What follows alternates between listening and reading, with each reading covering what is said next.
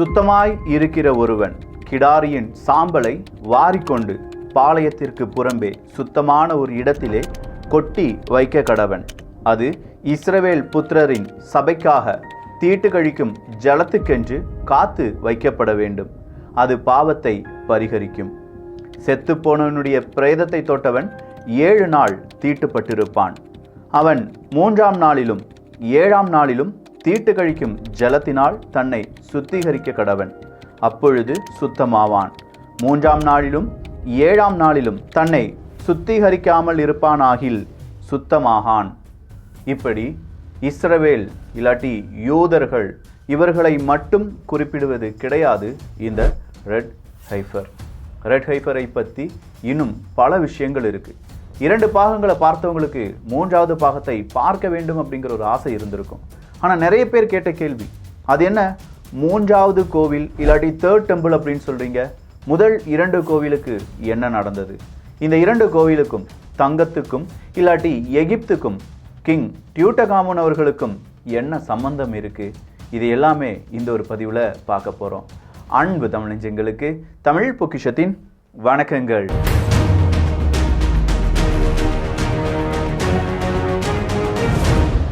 கூடாரத்தில் ஒரு மனிதன் செத்தால் அதற்கடுத்து நியாயமாவது அந்த கூடாரத்தில் பிரவேசிக்கிற யாவரும் கூடாரத்தில் இருக்கிற யாவரும் 7 நாள் தீட்டுப்பட்டிருப்பார்கள். ஸோ இந்த இடத்துல எல்லாத்துலேயுமே தீட்டு அப்படிங்கிற ஒரு வார்த்தையை நீங்கள் கேள்விப்பட்டிருக்கீங்க, இல்லாட்டி இப்போ பார்க்குறீங்க. இது எழுதப்பட்டிருக்கிறது. எண்ணாகமம் அப்படிங்கிறதுல 19வது சாப்டர் நீங்கள் எடுத்து வாசித்து பார்த்தீங்கன்னா இதே மாதிரி நிறைய விஷயங்கள் இருக்குது. உதாரணத்துக்கு மூடி கட்டப்படாமல் திறந்திருக்கும் பாத்திரங்கள் எல்லாம் தீட்டுப்பட்டிருக்கும் அப்படிங்கிறது தான். ஸோ ஒட்டுமொத்தமாக இங்கே தீட்டை கழிப்பதற்காக மட்டும்தான் இந்த ரெட் ஹைஃபர் அப்படிங்கிற ஒரு மாடு இல்லாட்டி ஒரு கன்றுக்குட்டி பலியிடப்பட போகிறது. ஒரு மாடு இல்லாட்டி ஒரு கன்றுக்குட்டி, அதை நம்ம கிடாரி அப்படின்னு சொல்கிறோம் பார்த்தீங்களா? இது எப்படி ஒரு ரெட் ஹைஃபராக மாறும் அப்படின்னு பார்த்தீங்கன்னா புனிதமான சுத்தமான அப்படின்னு சொல்லியிருக்காங்க. இதில் சுத்தமான அப்படிங்கிற அந்த வார்த்தை நல்லா கவனிச்சிங்கன்னா எந்த விதமான காயங்களும் அந்த கிடாரிக்கு இருக்கக்கூடாது. அதனுடைய அந்த சிவப்பு நிறம் இருக்குது பார்த்தீங்களா? அதனுடைய ஒவ்வொரு முடி, அந்த ஒவ்வொரு முடியிலையும் சிவப்பு நிறம் அல்லாத வேறொரு நிறம் இருக்கக்கூடாது. அதில் வெள்ளை நிறமோ கருப்பு நிறமோ இருக்கவே கூடாது அப்படின்னு சொல்கிறவங்களும் இருக்காங்க. இல்லை 1-2 கருப்பு முடி இருந்தது அப்படின்னு சொல்லக்கூடிய நபர்களும் இருக்காங்க. ஆனால் எந்த முடியும், வேறு எந்த கலர்லையும் முடியும் இருக்கக்கூடாது. இதெல்லாம் பார்த்த பிறகு தான் இவங்க என்ன செய்வாங்க, அது வேலை வாங்கப்பட்டிருக்கக்கூடாது, அதை ரொம்ப பெரிய அளவில் அடல்ட் ஆகிருக்கக்கூடாது. இந்த மாதிரியான பல விஷயங்களை சேர்ந்து தான் இந்த ரெட் ஹைஃபர் அப்படிங்கிறது தேர்ந்தெடுக்கப்படுகிறது. இதனால தான் 50,000 5 லட்சம் கிடாரிகள் கன்றுக்குட்டிகள் அப்படிங்கிறதெல்லாம் ஒவ்வொன்றா பரிசீலித்து கடைசியாக 5 கன்றுக்குட்டிகளை டெக்சாஸ்லேருந்து எங்கே கொண்டு வந்திருக்காங்க? இஸ்ரேலுக்கு கொண்டு வந்திருக்காங்க. இதனால தான் மறுபடியும் ஹமாஸ் இந்த போரை தொடங்கினார்கள் அப்படிங்கிறதெல்லாம் பாகம் 1-2 பார்த்துட்டோம். சரி, இப்படி ஒரு கிடாரி உள்ளே வந்துருச்சு. அப்படி ஒரு கிடாரி உள்ளே வந்ததுலேருந்து 5 கிடாரிகள் வந்தது. அதில் 3 கிடாரிகள் மக்களுடைய பார்வைக்கு வைக்கப்பட்டு இருக்கிறது அப்படின்னு சொல்லி பார்த்தோம்.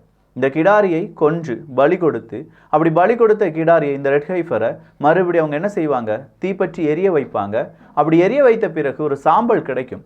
அந்த சாம்பலை பத்திரப்படுத்தி வைக்கணும். அப்படி பத்திரப்படுத்தி வைக்கிறதுக்கு ஒரு கூட்டம் ஒரு மலைக்கு மேலே இருப்பாங்க. அந்த மலையில் இருக்கக்கூடிய எல்லாருமே ரொம்ப பியூரானவங்களாக இருப்பாங்க.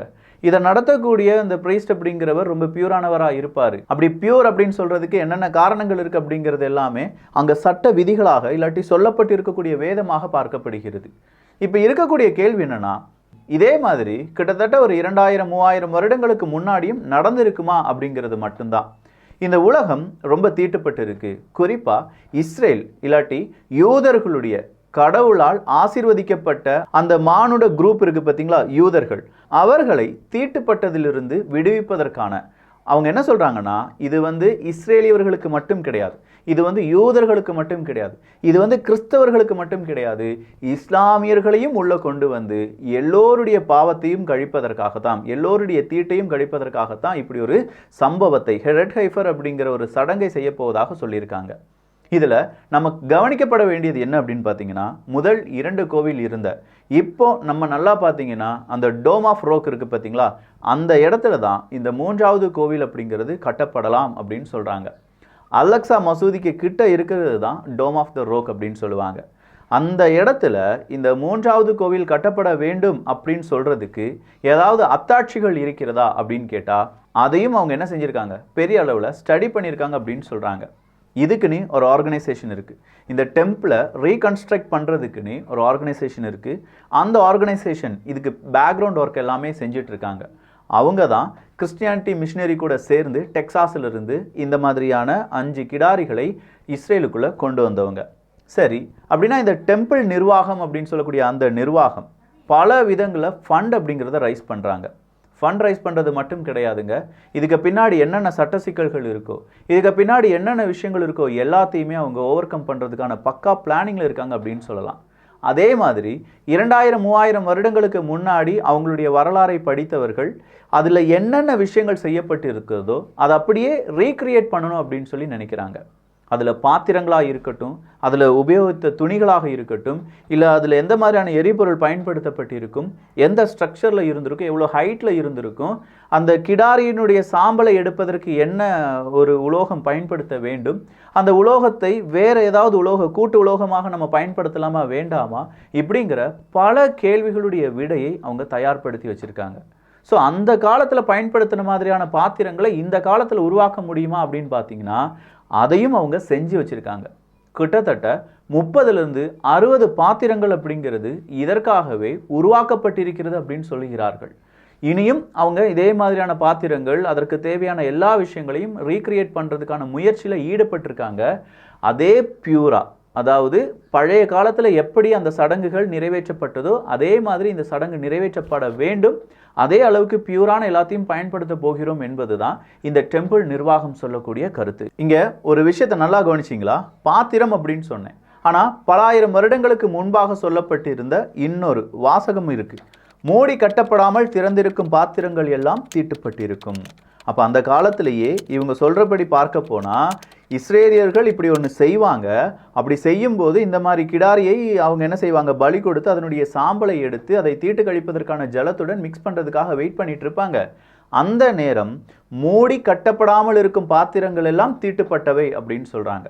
ஸோ இதே மாதிரியான ஒரு ஈவெண்ட் கிட்டத்தட்ட 8லிருந்து 9 ரெட் ஹைஃபர் அப்படிங்கிறது பலி கொடுக்கப்பட்டிருக்கலாம் அப்படின்னு சொல்கிறாங்க பார்த்தீங்களா? அப்போ அந்த பாத்திரங்கள் தான் இவங்க ரீக்ரியேட் பண்ணிட்டு இருக்காங்க அப்படின்னு சொல்லலாம். இதில் இருக்கக்கூடிய அடுத்தடுத்த சிக்கல்கள் என்ன அப்படின்னு பார்த்தீங்கன்னா, இங்கே 7 நாள் தீட்டு கணக்கு அப்படிங்கிறது ஒன்று சொல்லப்படுது.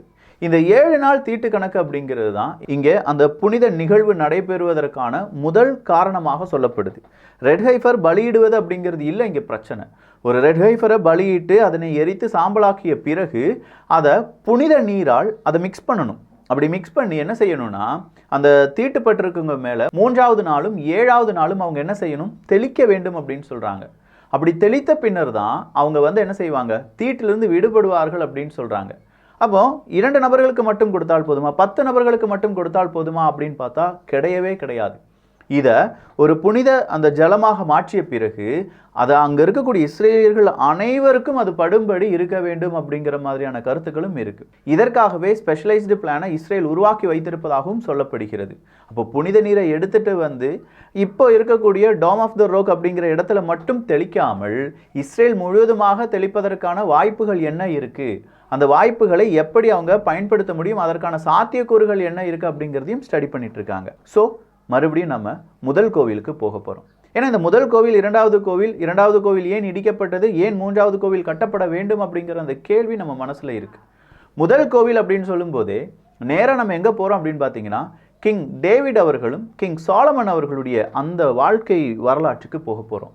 கிட்டத்தட்ட இன்றிலிருந்து ஒரு 3000 வருடங்கள், அதாவது இயேசு கிறிஸ்தவர்கள் ஜெனிப்பதற்கு முன்பாக, பிறப்பதற்கு முன்பாக ஒரு 970 வருடங்களுக்கு முன்னாடி போக போகிறோம். பிசி 970. இந்த பிசி 970ல் கிங் டேவிட் அவர்கள் இறக்குறாங்க. கிங் டேவிட் அவர்கள் இறந்த பிறகு அடுத்ததாக அவருடைய மகனாக இருக்கக்கூடிய கிங் சாலமன் அவர்களுக்கு என்ன கிடைக்குது, அந்த அரச பதவி அப்படிங்கிறது கிடைக்குது. ஆனால் கிங் டேவிட் அவர்கள் சாதாரணமாக கிங் சாலமன் அவர்களை அரியணையில் ஏற்றவில்லை அப்படின்னு சொல்லலாம். அதுக்கு முன்னாடியே கிங் டேவிட் அவர்கள் சாலமன் அவர்களுக்கு 1 மில்லியன் டேலண்ட்ஸ் ஆஃப் சில்வர் அப்படிங்கிறது கொடுத்தார் என்கிறது அங்கே இருக்கக்கூடிய வரலாறு. 1 மில்லியன் டேலண்ட்ஸ் ஆஃப் சில்வர் அப்படின்னா கிட்டத்தட்ட 60லிருந்து 100 மில்லியன் பவுண்ட்ஸ் ஆஃப் சில்வர் அப்படின்னு சொல்கிறாங்க. 30,000 50,000 டன்ஸ் ஆஃப் சில்வர் அப்படிங்கிறது யாருக்கு கொடுக்கப்பட்டதா? கிங் சாலமன் அவர்களுக்கு கொடுக்கப்பட்டது. இப்போதைய அந்த வேல்யூ நம்ம எடுத்து பார்த்தா கூட கிட்டத்தட்ட அது ஒரு 25-40 பில்லியன் அமெரிக்க டாலரா இருக்கும் அப்படின்னு சொல்லி ஓரளவுக்கு தோராயமான கணக்கு கொடுத்துருக்காங்க. அது மட்டும் இல்லாமல் கிங் டேவிட் அவர்கள் சாலமன் அவர்களுக்கு 100,000 டேலண்ட்ஸ் ஆஃப் கோல்டு அப்படிங்கிறத கொடுத்தார் அப்படின்னு சொல்லப்படுது. அதாவது 6 to 10 million pounds of gold, 3000 to 5000 tons of gold அப்படின்னு சொல்றாங்க. அதனுடைய வேல்யூ அப்படிங்கிறத நம்ம இப்போ எடுத்து பார்த்தோம்னா கிட்டத்தட்ட ஒரு 200 பில்லியன் அமெரிக்க டாலர் இருக்கும் அப்படின்னு சொல்றாங்க. அது மட்டும் இல்லாமல் இந்த உலகத்தில் இப்போது இருக்கக்கூடிய வெல்த் இருக்கு பார்த்தீங்களா, இந்த வெல்த்தில் பாதிக்கும் அதிகமான வெல்த் யார்கிட்ட இருந்ததா?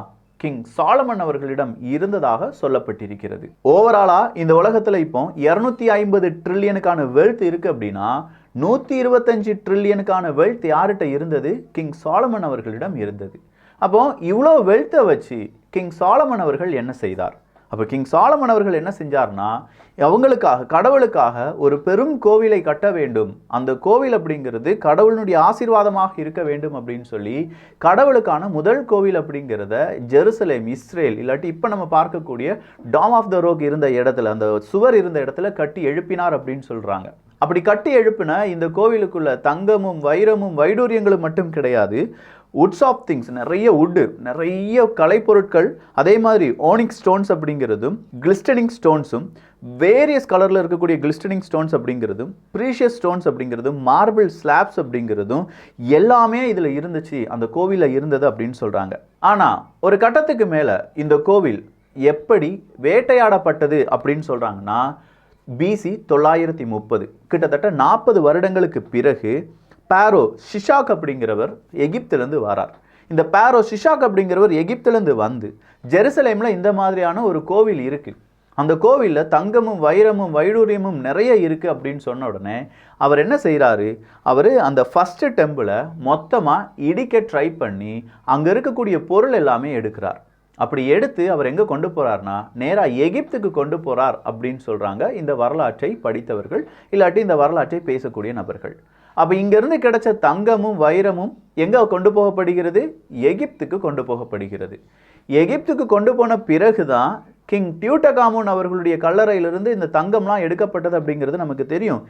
எகிப்த், அங்கே இருக்கக்கூடிய பாரோஸ் தங்கத்தை எதற்காக பயன்படுத்தினார்கள் அப்படிங்கிறதெல்லாம் நீங்கள் தெரிந்து கொள்ள வேண்டும் அப்படின்னா தமிழ் பொக்ஷத்தினுடைய எகிப்து சீரீஸ் நீங்கள் பார்க்கணும். கிங் டியூட்டகாமூன் அவர்களாக இருக்கட்டும், அவங்களுடைய அம்மாவாக இருக்கட்டும், நெஃப்ரட்டிஸ் அப்படின்னு சொல்லி ஏதோ ஒரு பேரில் நம்ம பேசியிருப்போம். அதே மாதிரி அங்கே இருக்கக்கூடிய பாரோஸ் எப்படி அந்த எகிப்து இல்லாட்டி பிரமிடுகள் அதுக்குள்ள எவ்வளவு தங்கம் இருந்தது அப்படிங்கிறதுக்கான நிறைய காணொளிகள் பதிவு பண்ணியிருக்கோம். காலத்தால் அழிக்க முடியாத காணொளிகள் அதெல்லாம். வேற யாரும் அந்த அளவுக்கு டீப்பாக பேசியிருக்க மாட்டாங்க, அடித்து சொல்லுவேன். ஸோ அத்தனை புக்குகளை படித்து தான் அந்த காணொளிகள் நான் பதிவேற்றம் செஞ்சுருந்தேன். அப்போ நேராக இதற்கு எப்படி கனெக்ஷன் கொடுக்குறாங்க பாருங்க. கிங் சாலமன் அவர்களுடைய முதலாவது கோவில் இடிக்கப்பட்டு இந்த பாரோ ஷிஷாக் அப்படிங்கிறவர் எகிப்துக்கு கொண்டு போனார் அப்படின்னு சொல்றாங்க. ஆனால் ஒரு கட்டத்துக்கு மேலே இப்படி ஒரு கோவில் இருந்துச்சு, மறுபடியும் நம்ம கோவிலை கட்ட வேண்டும் அப்படிங்கிற ஒரு பெரிய எதிர்பார்ப்புடன் இவங்க என்ன செய்கிறாங்க? 19வது BCயில் கிங் ஹெரோட் அவர்கள் 2வது கோவிலை முதல்லயே யாரோ தொடங்கி வச்சதை மறுபடியும் என்ன செய்கிறார்? முடித்து வைக்கிறார். அப்படி முடித்து வைத்த பிறகு மறுபடியும் என்ன செய்யப்படுகிறது? வேட்டையாடப்படுகிறது. ஸோ 2வது கோவில் அப்படிங்கிறது இந்த BC 19வது நூற்றாண்டில் தான் எழுப்பப்பட்டதா அப்படின்னு பார்த்தா கிடையாது. 930 BCயில் வேட்டையாடப்பட்ட இந்த கோவில் இல்லாட்டி இடிக்கப்பட்ட முதல் டெம்பிளை 520வது BCலேயே கிட்டத்தட்ட ஒரு 400 வருடங்களுக்கு பிறகு மறுபடியும் கட்ட ஆரம்பிச்சிருக்காங்க. கட்டி முடியலை. கட்டி முடிச்சது யார் அப்படின்னு பார்த்தீங்கன்னா கிங் ஹெரோட் அவர்கள் அப்படின்னு சொல்கிறாங்க. கிங் ஹெரோட் அவர்கள் BC 19வது நூற்றாண்டில் கட்டின இந்த கோவிலை AD 70ல் யார் உடைக்கிறாங்க? ரோமன்ஸ் உடைக்கிறாங்க. ரோமன்ஸ் உடைத்த இந்த 2வது கோவில் மறுபடியும் பேசு பொருளாக மாறுது.